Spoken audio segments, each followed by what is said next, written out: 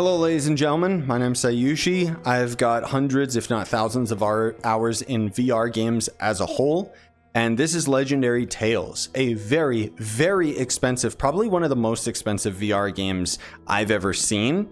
I have played this game when it was in early access and when it was a lot cheaper, and while I did end up enjoying it, I couldn't really get super into it just because there was a lot of clunkiness to it.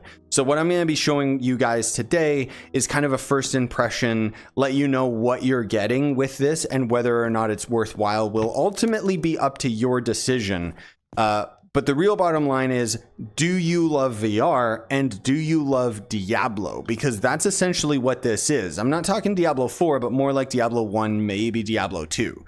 So there's all sorts of different builds, and then the combat is also really in depth, but it is also an RPG at its core, which means that while there is skill to your swings and attacks, at the end of the day, you need to have high stats. So I got a katana. I randomly just found this off of an enemy, and then I got a Garbo shield. In the town here, you know, this is our waypoint. As we further adventure out, you can find waypoints that essentially give you a fast travel point that you can teleport to. This is my town portal that you can place down at any point. And I want to point this out just because the game's tutorial doesn't teach you this, but, or at least it doesn't teach you it well. If you bring up the spell menu, you click right trigger on that, you click left trigger on that, and then you press both triggers while both hands have the spell selected, and that's how you get the town portal. The reason why I'm pointing that out is because I struggled really hard with getting the town portal to actually like be summoned while I was in the tutorial, and I saw people on the forums struggling with it as well. Now this lady gives us a quest, but she also gives us crafting components for gear. You can eventually end up making legendary gear. You can craft potions here, which I don't have any of the items for that. Right over here, this is where we can sell any items that we get out in the environment, because as we kill enemies, it is random chance of whether we get good loot. Here's the shop guy. His shop changes every time we end up coming back here, but he's also giving us some different quests. So he's talking about dismantling equipment, which we'll talk about that later. Well, actually, I guess we could talk about it now. So we have 3 equipment slots, right, left, butt. The butt is dedicated for bows and shields and junk like that. Let me actually just buy this off of him. Pretty expensive. Probably shouldn't have done that, honestly. But this is the dismantler. So if I'm not mistaken...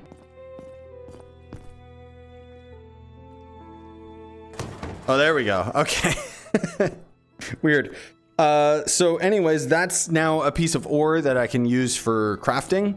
The weapon types actually really matter on how you build your character, because of course there's going to end up being the player stats. So as it mentions, strength most of all determines swords and shields and stuff like that. Dexterity is bows, intellect is magic. I've heard the magic builds are crazy.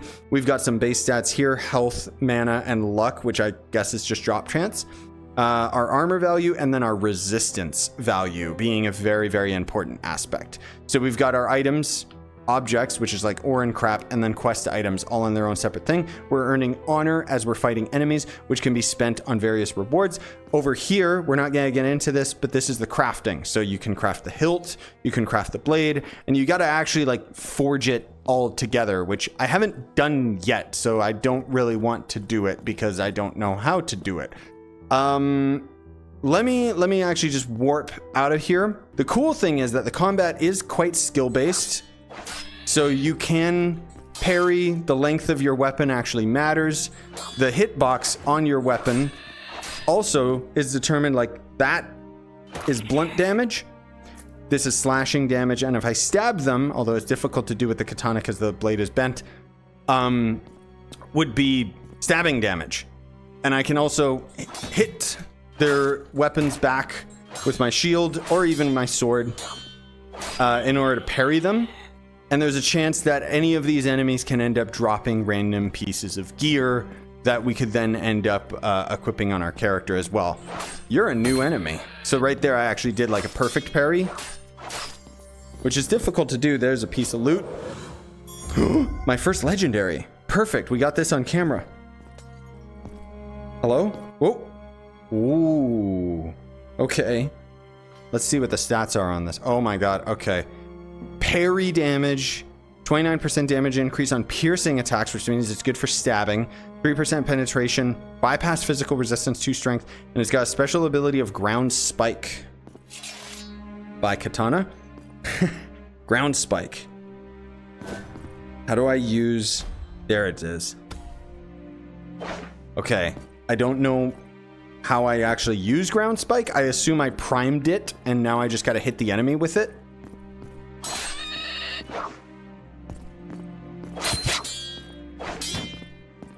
I'm not exactly sure.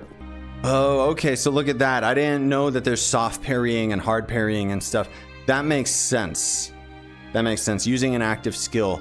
Use an active skill, hold the weapon and press the button shown, which is exactly what I pressed. Maybe I have to be in combat? Legendary skills? Is that why? Open the skill window and trigger to interact. Legendary items have their own legendary skills that are available immediately. You can find the information on the skill tab. Legendary skills can be leveled up with honor points. Oh, so I can actually level the skill on this weapon. But yeah, if there's anything that I can say to sell you on this game is, again, it's Diablo. So we're grinding these enemies for loot, XP, so on and so forth. And let's not also forget that this game is entirely multiplayer. As far as I know, it is crossplay, which is pretty cool because I think it is on PlayStation as well now. All right, I'll get that loot in a sec.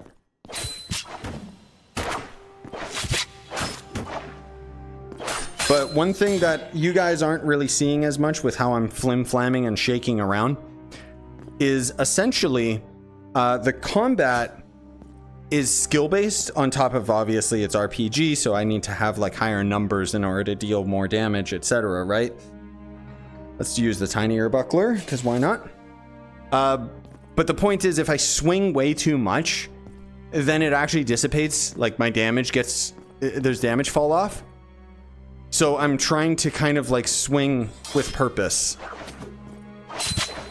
if that makes sense. I'm probably still attacking too quickly because I don't know the timing of all the attacks and junk like that. But I'm just saying, like, that's how the melee combat is. The spells, I haven't really messed with that much, but as far as I've heard, they're pretty cool, very flashy. Like, the VFX are very, very nice in this game. So let's open a town portal and let's head back. Similar to old school Diablo, I'd recommend that you put a town portal up before you fight a difficult boss or something like that, because then if you die, you don't have to walk all the way back. Now, if I was low on health, we can stand by this campfire to heal up. Otherwise, again, we would have to craft potions, which I don't have the items for that. But we always want to end up checking the shop, and we always want to end up selling things as well, because this guy's got new shop items all the time. I'm not very good with the two-handed weapons. I've heard from people in the forums and stuff that the end game two-handed is a bit clunky, but it's most of all that it requires a little bit more know-how to how you swing your attacks and stuff, because the enemies get so close anyways that reach doesn't really count for much.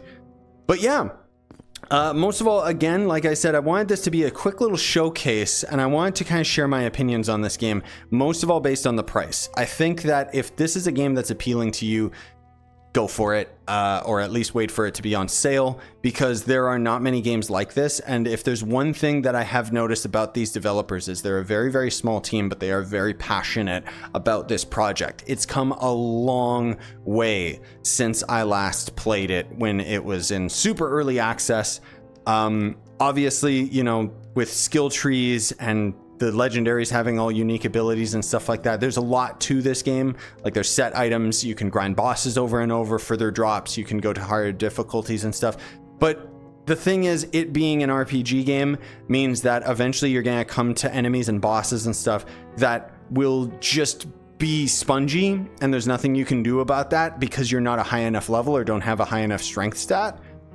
And my point is that might not be 100% appealing to a lot of people, because VR is very different when it comes to RPGs. Like VR is a very visceral, you know, you're swinging your sword, you want to feel like you're dealing damage. If you swing your sword and hit an enemy and you see it only does 1 damage and he's got 1,000 health, it's a very discouraging feeling that doesn't feel the same as if you're playing like mouse and keyboard or with a controller, right?